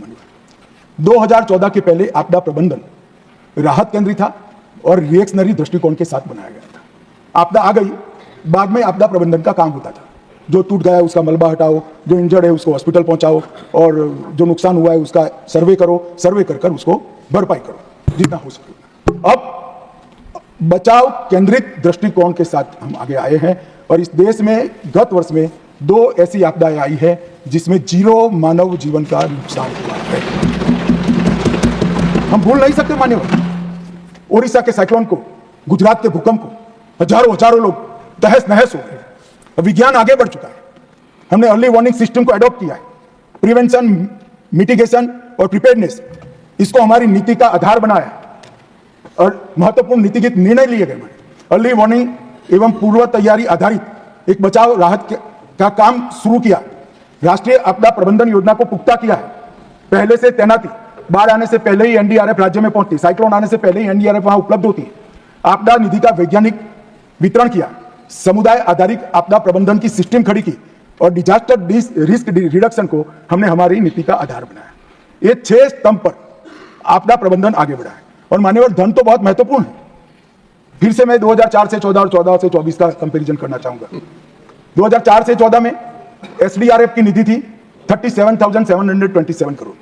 अभी जो लोग विपक्ष के सदस्य मुझे बहुत सारे सवाल पूछते, इसमें एक ही में सारा जवाब आता है। एसडीआरएफ की निधि थी 37,727। निर्मला जी, आपके समय में एसडीआरएफ की निधि हुई है 1,20,780 करोड़ रुपए। एनडीआरएफ की निधि 27,000 थी, 27,000 करोड़, वो हो गई 80,000 करोड़। मान्यवर, ये बताता है कि किस प्रकार के स्केल से देश को आपदा से बचाने के लिए काम हुआ है। एनडीआरएफ के तहत 83,000 करोड़ रुपया बढ़ा और एसडीआरएफ के तहत 1,36,000 करोड़ रुपया, लगभग 2 लाख करोड़ रुपया एक 10 साल में ज्यादा गया है, सालाना 20,000 करोड़। और आप सवाल उठाते हो, आंकड़े तो देखो भैया। National disaster mitigation fund 13,000 crore. पहली बार इसको हमने पूर्व तैयारी को, डिजास्टर आए ही नहीं, इस प्रकार की तैयारी का बहुत दूरदर्शी तरीके से हमारे एजेंडा में लिया। अब अर्ली वार्निंग सिस्टम मान्यवर पहले 5 दिन पहले जाती थी, अब 7 दिन पहले जाती है। डिजास्टर में 7 दिन मतलब बहुत बड़ा समय होता है बचाव के लिए। एक भी पशु नहीं मरना चाहिए, एक भी मानव नहीं मरना चाहिए। यहां तक भी वृक्ष भी अगर इसका प्रूनिंग ठीक से कर दिया तो वृक्ष, पेड़ भी नहीं गिरेगा। 7 दिन का समय मिलता है। अब तक 4300 करोड़ से ज्यादा अलर्ट अलग अलग जारी कर दिए गए। एनडीआरएफ बल की सक्रिय उपलब्धता पहले से 183% बढ़ाई गई। 28 शहरों में रीजनल रिस्पॉन्स सेंटर है। 250 करोड़ के रिवॉल्विंग फंड के तहत इमीडिएट उपलब्ध होता है। नागपुर के अंदर राष्ट्रीय आपदा मोचन बल की एक अलग एकेडमी की स्थापना 2019 में हुई। विभिन्न आपदाओं पर अंतरराष्ट्रीय स्तर की ये 5 साल में 34 गाइडलाइन बनाई गई है। 112 इमरजेंसी नंबर में आपदा को भी समाहित किया है और अंतरराष्ट्रीय स्तर पर भारत की भूमिका सुनिश्चित करने के लिए सीडीआरआई की स्थापना की। और मैं गर्व से कहता हूं, इसमें 42 देश और 7 बहुराष्ट्रीय संस्थाएं आज हमारे सीडीआरआई के मेंबर हैं। मान्यवर, दुनिया में कहीं पर भी आपदा आती है, हमारा एनडीआरएफ प्रधानमंत्री तुरंत भेज देते हैं। अग्निशमन के लिए भी हजारों करोड़ रुपया भारत सरकार ने राज्यों को दिया है। बाढ़ के खतरों में कलकत्ता, बेंगलुरु, हैदराबाद, अहमदाबाद, मुंबई, चेन्नई, इसके लिए हजारों करोड़ रुपया दिया गया। ऑपरेशन दोस्त के तहत तुर्की में भी मदद पहुंचाई, नेपाल में भी मदद पहुंचाई। कॉमन अलर्टिंग प्रोटोकॉल का सफल एकीकरण किया गया है। एनआईडीएमएस राष्ट्रीय आपदा प्रबंधन सूचना प्रणाली को सफलता से लागू किया है और आपदा प्रबंधन में श्रेष्ठ काम के लिए अब तक कोई पुरस्कार नहीं था। अब जिसको पूरी देश और दुनिया नेताजी के नाम से जानते हैं, वो सुभाष बाबू के नाम से हमने आपदा प्रबंधन पुरस्कार दिया। मान्यवर, 34 गाइडलाइन चालू कर दी, जारी कर दी और 6 नई गाइडलाइनें बनने में हर 2 माह में गाइडलाइन इश्यू होगा। मौसम वो एकीकृत जीआईएस आधारित ऐप है जो 7 दिन के सटीक अनुमान देती है। मेघदूत किसानों को महत्वपूर्ण मौसम संबंधी जानकारी देती है। फ्लड वॉच बाढ़ की स्थिति और फोरकास्ट को रियल टाइम जनता तक पहुंचाती है। दामिनी लाइटनिंग स्ट्राइक के पहले अलर्ट का सिस्टम बना है।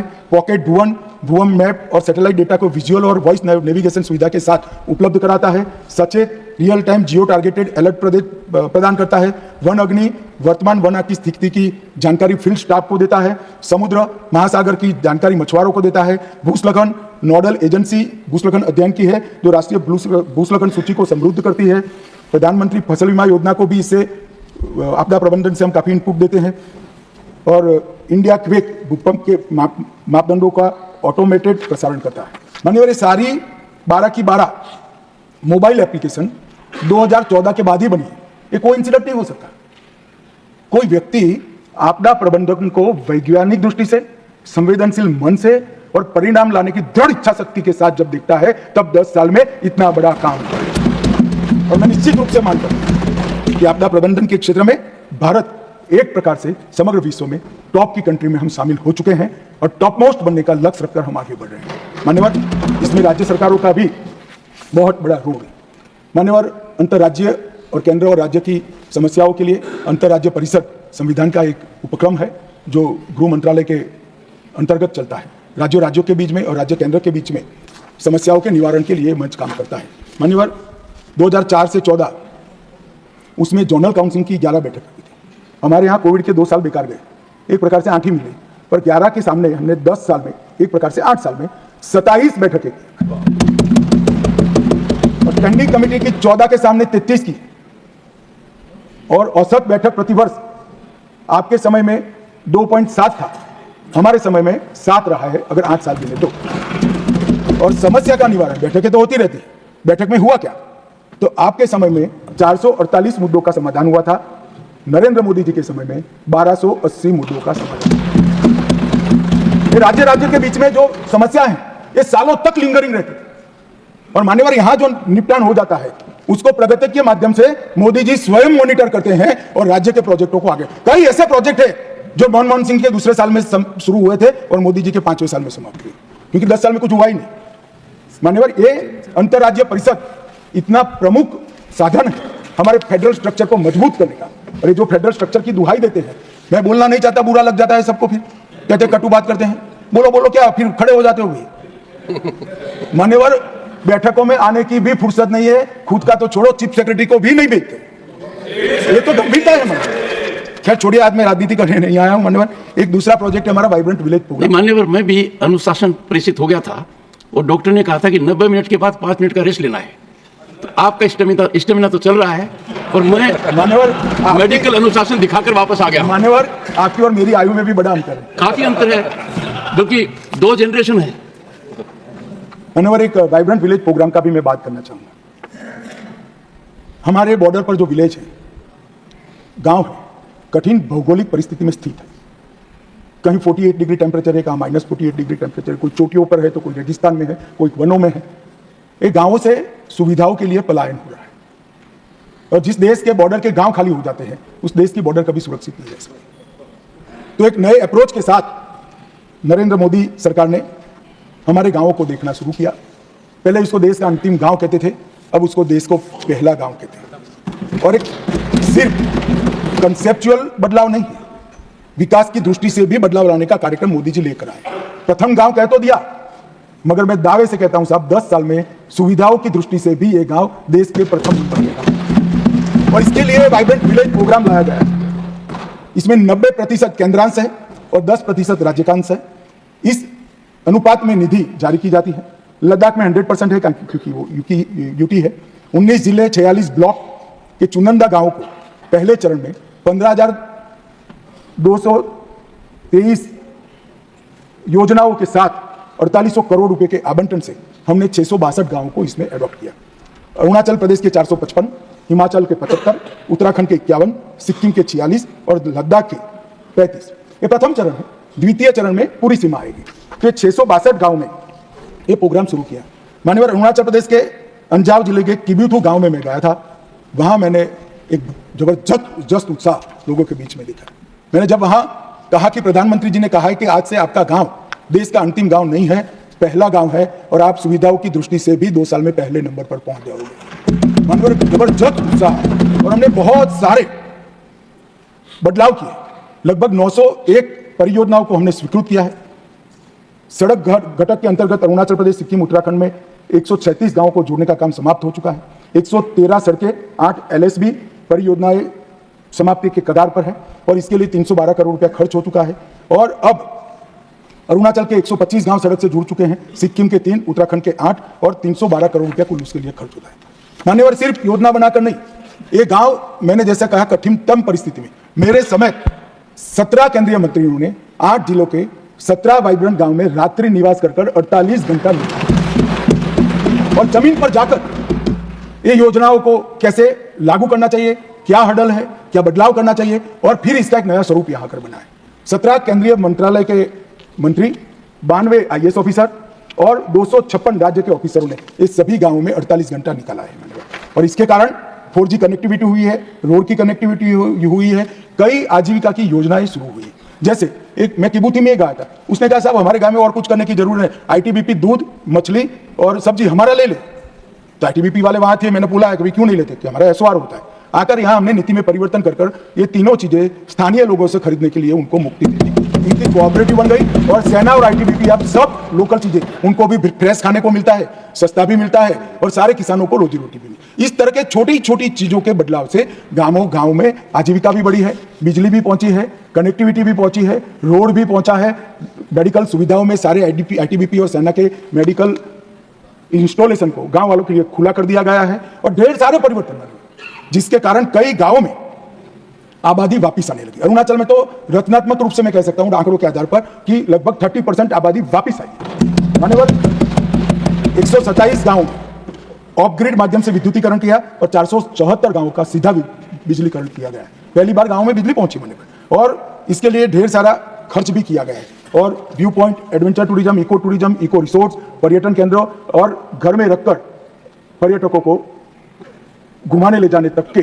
ढेर सारे साइट्स उपलब्ध हो गए हैं, जिससे हर घर में एक अच्छी सुविधा भी निर्मित हो गई है। और पर्यटक आते हो तो उसको परिवार के साथ रहकर गाइड भी मिल जाता है, खाना भी मिल जाता है, वहाँ के व्यंजन मिलते हैं और अच्छे से वो क्षेत्र को वो देख नहीं पाए। तो एक मल्टी डायमेंशनल सफल प्रयोग हुआ है, मैं आज की चर्चा के माध्यम से देश की जनता के सामने रखना चाहता हूँ। मान्यवर, मैं गृह विभाग के राजभाषा विभाग के लिए भी जरूर बात करना चाहूँगा। मान्यवर, सबसे पहले मैं एक बात कर देता हूँ, जिससे भाषा के नाम पर देश के बांटने वाले लोगों को एजेंडा न मिले।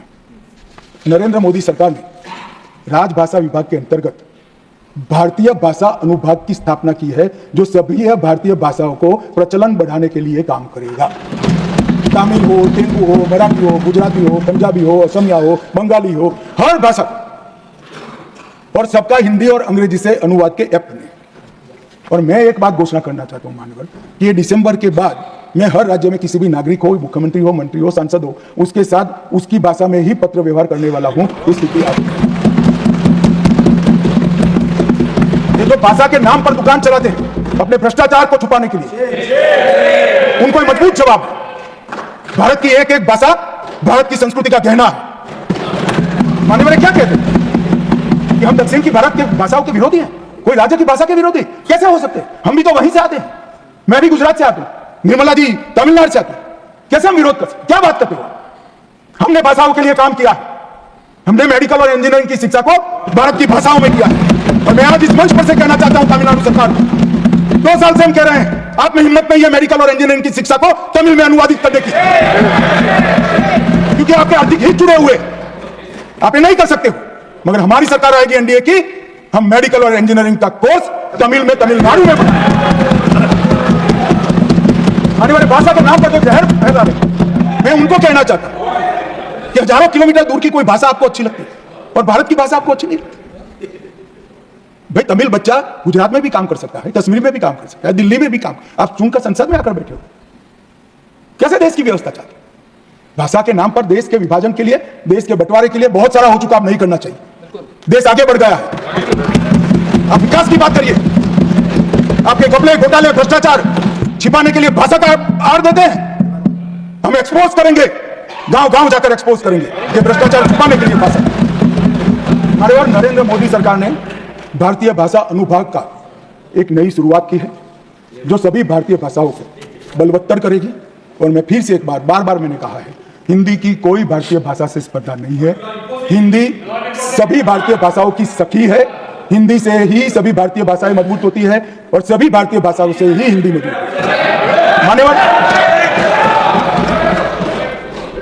मान्यवर राजभाषा के लिए हमने 3 खंड राष्ट्रपति महोदय को सबमिट किए हैं और राजभाषा के साथ साथ सारी भारत की भाषाओं के विकास के लिए नरेंद्र मोदी सरकार, भारतीय जनता पार्टी और पूरा एनडीए प्रतिबद्ध है। इसमें किसी को शंका नहीं। मान्यवर, हमने पद्म पुरस्कारों का भी लोकतांत्रिकरण किया है। पद्म पुरस्कारों में मेरे साथ सूची तो है मगर इतनी लंबी है कि मैं बोलूंगा तो बहुत समय जाएगा। निर्मला जी को वहां गिलोटिन रखना है। मान्यवर, पद्म पुरस्कारों में ऐसे लोगों को पुरस्कार मिले हैं जो सामान्य लोगों के हीरो थे, जिन्होंने पूरा जीवन इस समाज के अंदर, इस देश के अंदर छोटे छोटे परिवर्तन लाने में खपा दिया। ऐसे लोगों को आज कोई सिफारिश की जरूरत है, पोर्टल पर खुद डालते हैं और यहां से राष्ट्रपति भवन से फोन जाता है कि आपको पद्म पुरस्कार से राष्ट्रपति जी ने नवाजा। ऐसी पारदर्शी पद्म पुरस्कार की प्रक्रिया बहुत समय पहले बननी थी, मगर मैं धन्यवाद करूंगा नरेंद्र मोदी जी का कि उन्होंने ये प्रक्रिया बनाई और आगे बढ़ाया। माननीय गृह विभाग ने ढेर सारे कानून भी बनाए हैं। ये 3 नए कानूनों के साथ साथ हमने 370 जम्मू कश्मीर के विभाजन का कानून, CAA आपदा प्रबंधन सुधार के लिए कानून अभी सदन में लाना है, UAPA को अपग्रेड किया, NIA को बदला। इसके साथ साथ हमने हथियार कानून में संशोधन किया, जन्म मृत्यु पंजीकरण कानून में सुधार किया, संघ राज्य क्षेत्र के 9 नए कानून बनाए गए मान्यवर। और सभी कानूनों का उद्देश्य देश में संघ भावना का अभिवृद्धि हो और देश की कानून और व्यवस्था मजबूत हो, वही रहा। CAPF के कल्याण के लिए भी ढेर सारी चीजें हमने की हैं। हमने CAPF आयुष्मान भारत योजना दायर की है। मैं आज गर्व के साथ कह सकता हूं मान्यवर, 41,21,443 CAPF के अभी के और पूर्व कर्मचारियों के पूरे परिवार को आयुष्मान भारत कार्ड। और पहले नोटों की गड्डी, जिस अमाउंट का बिल होता था उसके गड्डी के वजन से ज्यादा कागज देने पड़ते थे। अस्पताल का बिल, जेरोक्स, वो 11 कॉपी में। अब पूरी प्रोसेस ऑनलाइन हो चुकी है। इनके बैंक अकाउंट में अस्पताल के सीधा पैसा पहुंच रहा है और इसके तहत 17 लाख दावों का भुगतान हो चुका है और 1,862 करोड़ का सीधा हमने भुगतान अस्पताल को करने का था। हमने CAPF के अंदर ई आवास पोर्टल बनाया है। सभी CAPF में कुछ आवास खाली थे, कुछ जगह आवास नहीं थे, तो हमने सिर्फ उपलब्ध आवासों को ही ई पोर्टल पर रखा और एक दूसरे को देने की शुरुआत की। इसमें 1 लाख लोगों को आवास मिल गया, मतलब 1 लाख लोगों का आवास खाली पड़ रहा। हमने हाउसिंग सेटिस्फेक्शन रेशियो में भी कांग्रेस के समय से 16 करोड़ की वृद्धि की है। इंफ्रास्ट्रक्चर के लिए भी ढेर सारा खर्चा किया है। केंद्रीय पुलिस कल्याण भंडारण का भी ढेर सारा सुधार किया है और इसमें स्वदेशी चीजों को हमने उपलब्धता बढ़ाई है। अनुग्रह राशि में भी वृद्धि की है। भारत के वीर निधि शुरू की गई। कोई भी जवान शहीद होता है तो उसको लोगों के दिए गए दान से सीधा इसके अकाउंट में पैसा पहुंचाने की हमने एक व्यवस्था की है और बहुत सारी सहायता हमने कोविड योद्धा, जो सुरक्षाकर्मी कोविड के वक्त भी ड्यूटी पर जिनकी मृत्यु हुई, उनको भी देने का काम किया है। अब तक 495 करोड़ ये ऐप से एक्स्ट्रा मदद हमने वीर शहीद जवानों को करने का हमने काम किया है। प्रधानमंत्री छात्रवृत्ति योजना, हवाई कुरियर सेवा, ऑपरेशन कैजुअलिटी सर्टिफिकेट, कार्मिक प्रबंधन के लिए ई-फाइलिंग, श्री अन्न का बढ़ावा, योग प्रोटोकॉल और रेगुलर मेडिकल चेकअप से भी हमने ढेर सारी चीजें करी है। मान्यवर, मैं मणिपुर पर जरूर बात करूंगा, अभी इसलिए करना नहीं चाहता कि समय की कमी है। मणिपुर पर राष्ट्रपति शासन का यहाँ जब मैं अनुमति लेने आऊंगा उस वक्त जरूर इस पर चर्चा करेंगे, सबको सुनूंगा भी और जवाब भी दूंगा। परंतु मैं इतना सदन को विश्वास दिलाना चाहता हूँ कि मणिपुर में अब शांति है। दोनों कम्युनिटी के बीच में हमने बातचीत की भी शुरुआत की है और मैं आशा रखता हूँ कि बातचीत के माध्यम से ही ये दोनों समुदायों के बीच में जो दूरी हुई है वो पाटने में हम बहुत जल्द सफल होंगे। मान्यवर, सीमा सुरक्षा के लिए भी हमने बहुत सारे काम किए हैं। मैं अभी वितंडाबाद में जाना नहीं चाहता, परंतु इतना जरूर कहना चाहता हूँ कि एक लैंड पोर्ट का विषय ऐसा है जो देश के ध्यान पर बहुत कम आया है। भारतीय जनता पार्टी सरकार बनने के बाद 12 में से 11 लैंड पोर्ट हमारे समय में बने और ढेर सारा काम हुआ है और अब तक लैंड पोर्ट अथॉरिटी के माध्यम से 70,959 करोड़ रुपए का व्यापार हुआ है। सड़क से व्यापक हुआ है और 30 लाख से ज्यादा यात्रियों की आवाजाही हुई है और अब तक 12 कार्यरत है और 26 लैंड पोर्ट की टोटल हमारी योजना है, तो और 14 लैंड पोर्ट अलग अलग जगह बनने की हमारी कार्यवाही है और 3-4 लैंड पोर्ट इसी साल में हम लोगों को दे देंगे। पुलिस प्रशिक्षण को भी पूरा एकीकृत किया गया है। सभी राज्यों के लिए हमने मॉडल अभ्यासक्रम बनाया, कांस्टेबल के लिए, पीआई के लिए, डीवाईएसपी के लिए और सीएपीएफ और रेगुलर पुलिसिंग में जो आईपीएस अफसर है इसके अभ्यासक्रम को भी हमने पूरी तरह से बदल कर करा है और एक अच्छा प्रशिक्षण का मॉडल हमने अडॉप्ट किया है। इसमें मैं डिटेल बात करना नहीं चाहता मान्यवर, परंतु मैं कुछ चीज़ें जरूर कहना चाहता हूँ कि एक गौरव और मेरे मंत्रालय को है, राम जन्मभूमि ट्रस्ट का निर्माण भी गृह मंत्रालय ने ही मान्यवर, जैसे 370, 35 सीए और राम जन्मभूमि का ट्रस्ट का निर्माण, ये सारे ऐसे काम हैं जिसका एक करोड़ों लोगों की आबादी वाला देश सदियों से राह देख रहा था कि कोई आदमी आएगा और राम जन्मभूमि में नरेंद्र मोदी के नेतृत्व में हमने ये कहा है। मैंने और अपराध के आंकड़े दिए हैं, मुझे तो आश्चर्य होता था जब सीनियर मोस्ट व्यक्ति अपराध के आंकड़ों को इस तरह से रख रहे थे। मैंने और अपराध के कुछ आंकड़ों को, कुल आंकड़ों को रखकर भ्रांति खड़ी होती है। अपराध में 1 से 5 श्रेणी के अपराध है जो व्यक्ति के शरीर, संपत्ति और सम्मान से जुड़े हुए हैं, वो गंभीर अपराध है। इसके आंकड़ों को बताने की जगह टोटल 60 लाख अपराध, 70 लाख अपराध, ये तो भाई अब ई रजिस्ट्रेशन है, रजिस्ट्रेशन हमने फ्री किया है, राज्यों ने भी, राज्य सरकारों ने फ्री किया, तो बढ़ेगा, ये अच्छी बात है। इससे क्यों घबरा रहे? व्यक्ति के शरीर, संपत्ति और सम्मान के साथ जब छेड़खानी होती है वही गंभीर अपराध होते हैं। और मैं सभी राज्य सरकारों के लिए भी कहना चाहता हूं, ये 10 साल में सभी राज्यों ने भी अच्छा किया है और कानून और व्यवस्था की परिस्थिति देश में बहुत अच्छी हुई। मान्यवर, एक जमाना था जब आए दिन बम धमाके होते थे। मैं देश की पूरी जनता को आपके माध्यम से, 10 साल से बम धमाकों की श्रेणियां बंद हो गई। आए दिन बम धमाके कर चले जाते थे, कुछ नहीं होता था। 3 घंटे का एक न्यूज होता था। मुंबई के होटल में घुस जाते थे, विमान, अरे एयरपोर्ट, रेलवे स्टेशन पर घुस जाते, घंटों तक, 2-2 दिन तक देश का श्वास ऊपर हो जाता था, कुछ नहीं होता था। किसी की हिम्मत नहीं है इस देश में बम धमाके करने की। मान्यवर, ये देश सुरक्षित है नरेंद्र मोदी के साथ। आतंकवाद को जड़ से उखाड़ने के लिए हम प्रतिबद्ध हैं। और मैं फिर से एक बार कहता हूं, 31 मार्च 2026 को यह देश नक्सलवाद से मुक्त हो जाएगा। कश्मीर में अब शांति है। नॉर्थ ईस्ट में भी सारे उग्रवादी लगभग सरेंडर कर चुके हैं मान्यवर। नॉर्थ ईस्ट में भी विकास का रास्ता प्रशस्त हो चुका है और पूरा देश मोदी जी के नेतृत्व में आगे बढ़ रहा है। देश की कानून और व्यवस्था की परिस्थिति सभी राज्यों के सहयोग से, मोदी जी की दृढ़ राजनीतिक इच्छा शक्ति और मजबूत प्रबंधन के कारण सुरक्षित है। विपक्ष को कम से कम आप चिंता मत करिए, चिंता हम पर छोड़ दीजिए। हम बहुत अच्छे से चलाएंगे, आपको भी सुरक्षित रखेंगे, देश को भी सुरक्षित रखेंगे।